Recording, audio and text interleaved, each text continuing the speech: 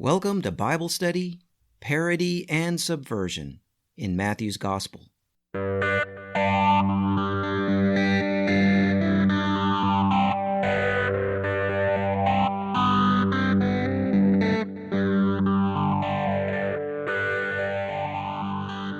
Chapter 18 of Matthew began with the disciples asking, "Who is the greatest in the new society?"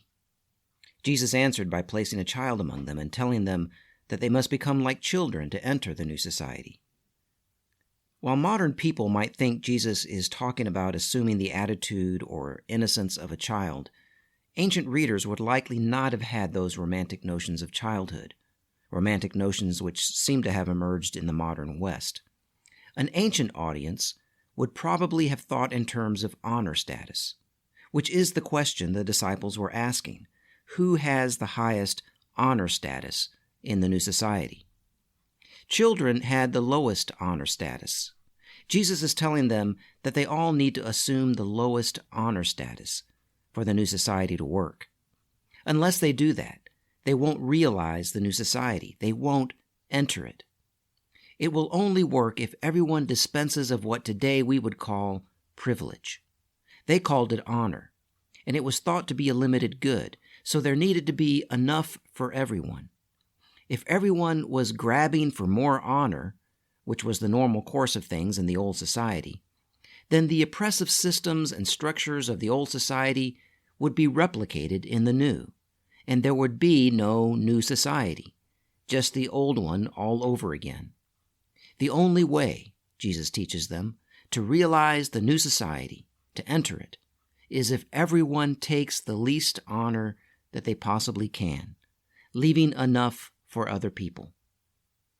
This continues to be the theme for the next two chapters. One way that Jesus will begin talking about this is everyone becoming each other's slaves.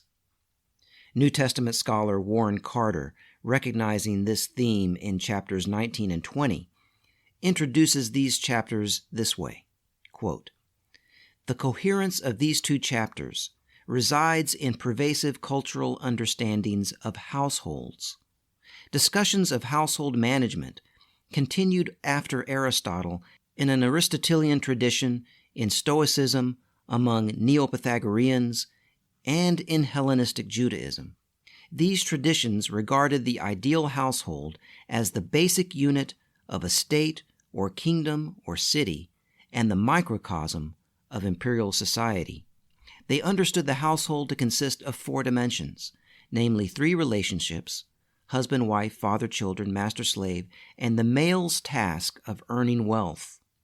A power dynamic controlled the relationships in which the husband, father, master ruled over the wife, children, slaves. The household was hierarchical and patriarchal in that the male held power over women and children. It was marked by strict gender differentiation. The woman was to attend to household tasks, while the man represented the household in society. Under the pressures of daily existence, many households, especially at the lower societal levels, may well have functioned in ways that differed significantly from this pattern. Yet these writings, the Aristotelian, Stoic, Neo-Pythagorean, and Hellenistic Jewish writings, indicate that this structure continued to be advocated aggressively." End quote. Carter then states that the individual sections of chapters 19 to 20 about marriage and divorce, about children, about a man and his wealth, about a householder and his workers, and about being slaves, reflects this household pattern. But, Carter explains, while the chapters utilize this household structure, they do not endorse this cultural norm. Rather, siding with some other minority cultural views, the two chapters subvert this hierarchical and patriarchal structure by instructing disciples in a more egalitarian pattern. Husbands are not to rule over wives, but to participate in a one-flesh relationship. All disciples are children. There are no parents. Following Jesus, not procuring wealth and status, defines discipleship. All disciples are slaves, like Jesus. There are no masters. That's from Warren Carter's Matthew and the Margins, a socio-political and religious reading, pages 367 to 377. So Carter sees the unifying theme in these two chapters as the alternative household with an egalitarian rather than hierarchical and patriarchal structure. Husbands are not to rule over wives, but to participate in a one-flesh relationship. All disciples are children. There are no parents. Following Jesus, not procuring wealth and status, defines discipleship. All disciples are slaves like Jesus. There are no masters. And that sets us up to begin chapter 19. My name is Bert Newton, and this is episode 49 of Bible Study, Parody and Subversion in Matthew's Gospel.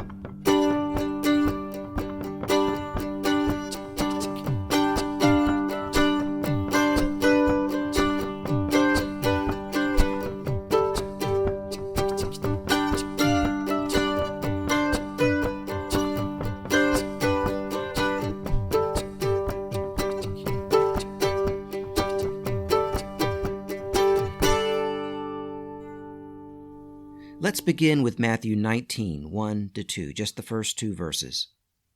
When Jesus had finished saying these things, he left Galilee and went to the region of Judea beyond the Jordan.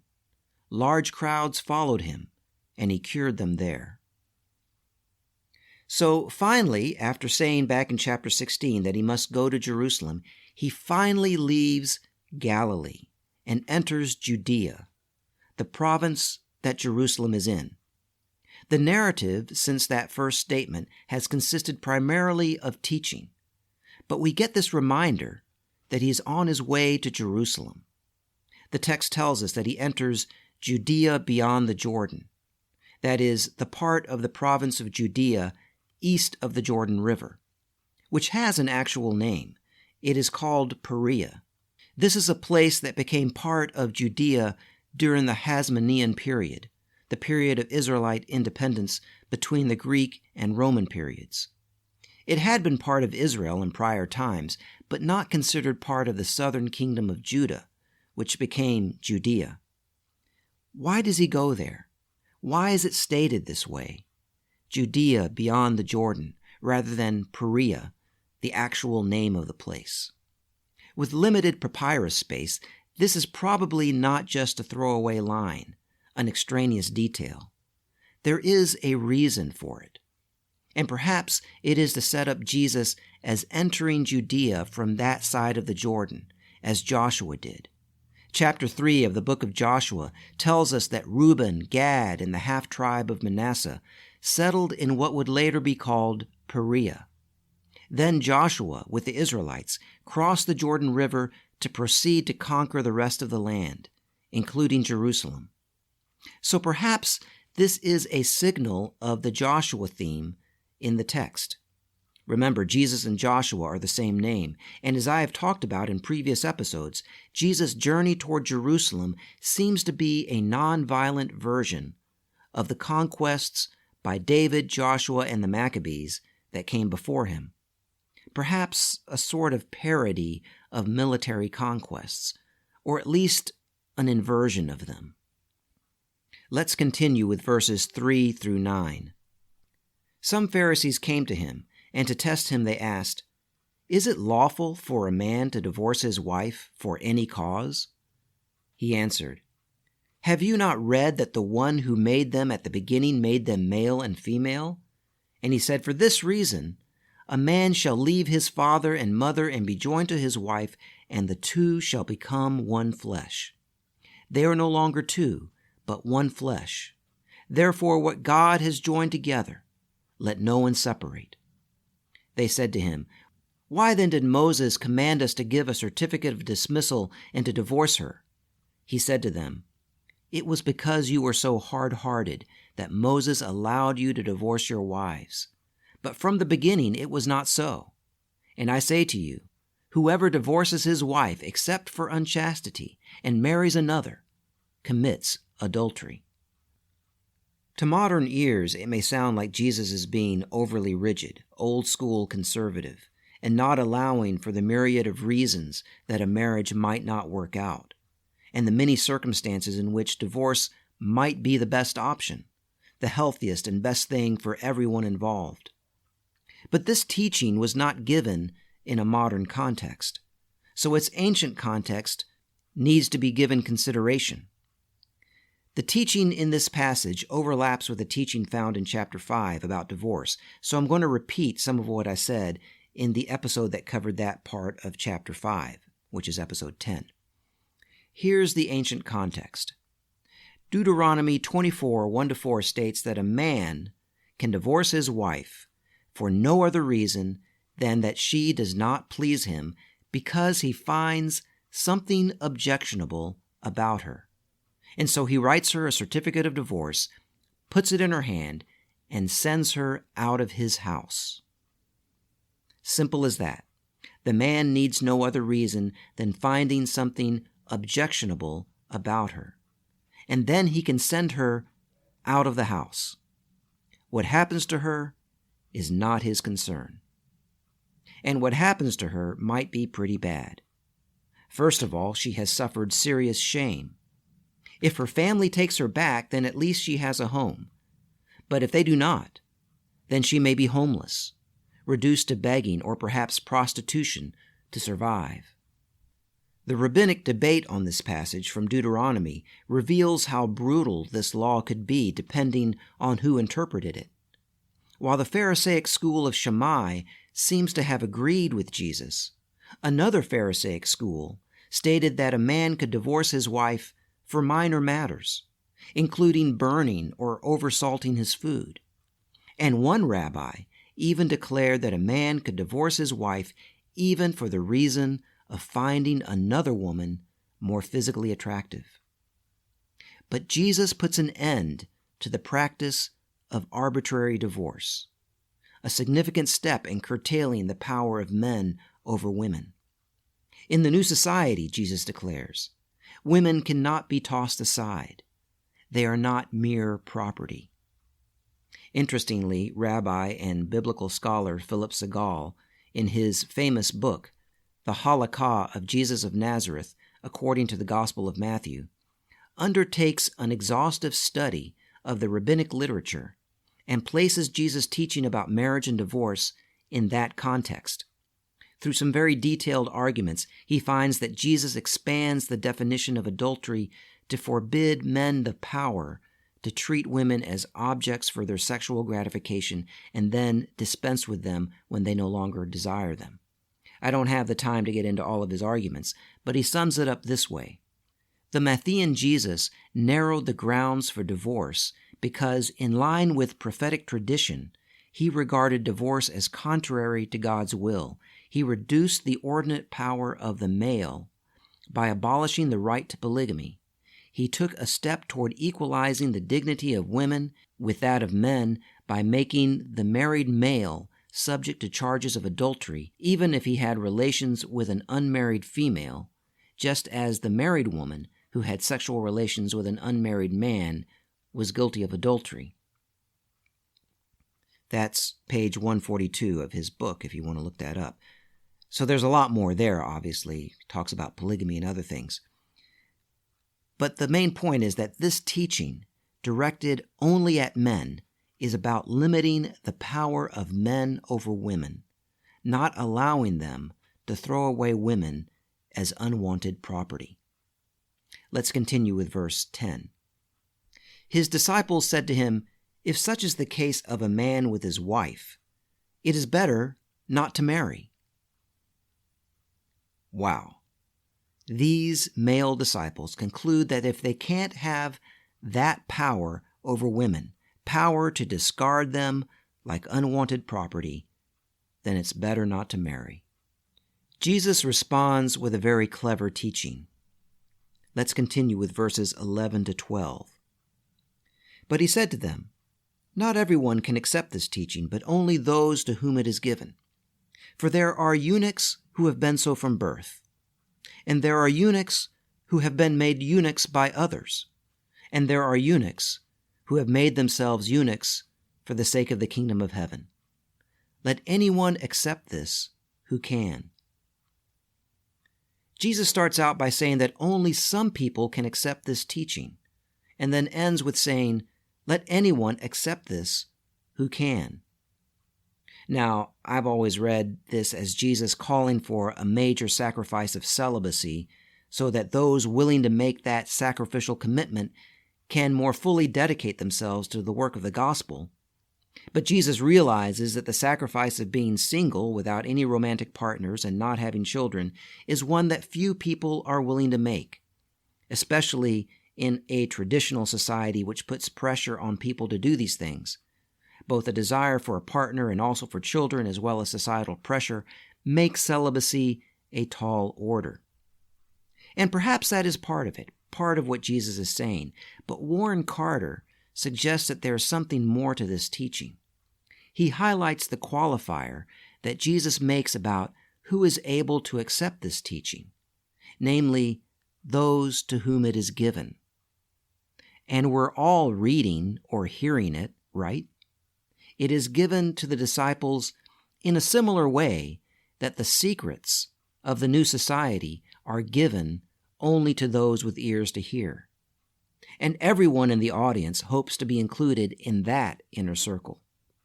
When Jesus ends the teaching by saying, "Let anyone accept this who can," the construction in Greek is very similar to when he earlier said, "Let anyone with ears hear." So the teaching may be more general than something for only a super dedicated few in the new society. It is a more general teaching for everyone with the capacity to accept it, because embedded in this teaching is a general principle that Jesus has been teaching them in recent passages, especially those of the last chapter, and which will continue to be a theme in this and the next chapter. And that is the theme of everyone taking the lowest place of honor. To tell male disciples that they are called to be eunuchs is to tell them to forego their male privilege, the honor of being male.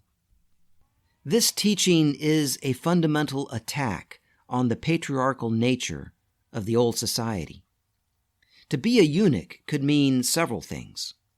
One of them was not to have children. In other words, for men, not to be a father.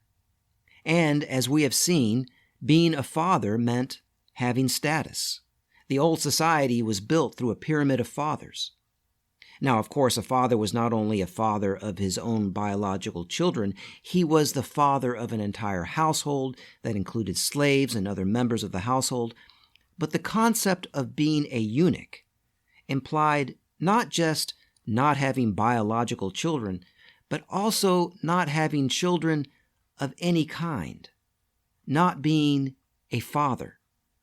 Later, Jesus will say, "Call no one on earth father." So being a eunuch implied not being a father. But even more than that, being a eunuch implied not being male. Eunuchs were not considered to be male. For a man to be castrated, to have his testicles cut off, was to be emasculated, to cease to be a man. Jesus is sort of suggesting to his male disciples that they, as it were, cut off their testicles for the kingdom. This is, of course, not a literal command, but one that carries huge symbolic weight. Jesus is telling them to forego their male privilege, assume the lowest place of honor. And as I have suggested in the last couple of episodes, and also in the introduction to this one of the themes in this section of Matthew seems to be the teaching that everyone in the new society should assume the lowest level of honor so that there is enough honor to go around for everyone. Honor was understood as a limited good, so if everyone assumed the lowest level of honor, then there would be enough honor for everyone.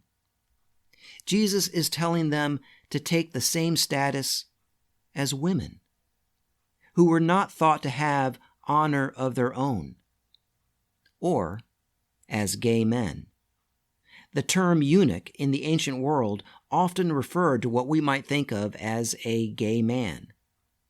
And we see this meaning in this passage when Jesus speaks of three kinds of eunuchs, the first one being those who are eunuchs from birth. He names three types of eunuchs. For there are eunuchs who have been so from birth, and there are eunuchs who have been made eunuchs by others, and there are eunuchs who have made themselves eunuchs for the sake of the kingdom of heaven.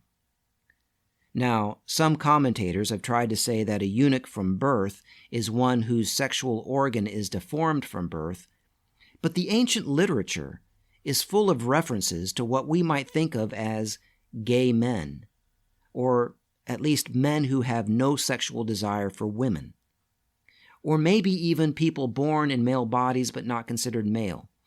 These are all referred to as eunuchs. Sometimes the phrase that was used was eunuchs by nature. Mark Brustman, who has traced some of this ancient literature, finds examples of it in the rabbinic writings. Brustman writes, "In the Talmud, Rabbi Eliezer asserted that eunuchs by nature can be cured, as opposed to man-made eunuchs who cannot. This would seem to rule out an anatomical birth defect. The later rabbis discussed how a natural eunuch can be identified, and the discussion is really quite funny. Lateness or absence of pubic hair, the fact that his urine does not form an arc, the absence of a beard, the softness of his hair, the smoothness of his skin, the lack of froth in his urine, the wateriness of his semen, the lack of fermentation in his urine, the fact that his body does not steam after bathing in the wintertime, and finally, the fact that his voice is so abnormal that one cannot distinguish whether it is that of a man or a woman. These are all the characteristics of a natural eunuch the rabbis could think of. None of their tests involves checking for the presence of anatomical defects in reproductive organs." And Brustman also gives an example in Roman literature. He says, "In the section of the ancient Roman digest laws dealing with women's claims on their dowries, the Roman jurist Ulpian faces the issue of marriages between women and eunuch slaves. He says, 'If a woman marries a eunuch, I think that a distinction must be drawn whether he has been castrated or not, because in the case of a castrated man, there is no dowry. If the person has not been castrated, then there can be a marriage, and so there is a dowry and a claim on it.'" Brustman concludes, "The reason a non-castrated eunuch can get married is because he can procreate."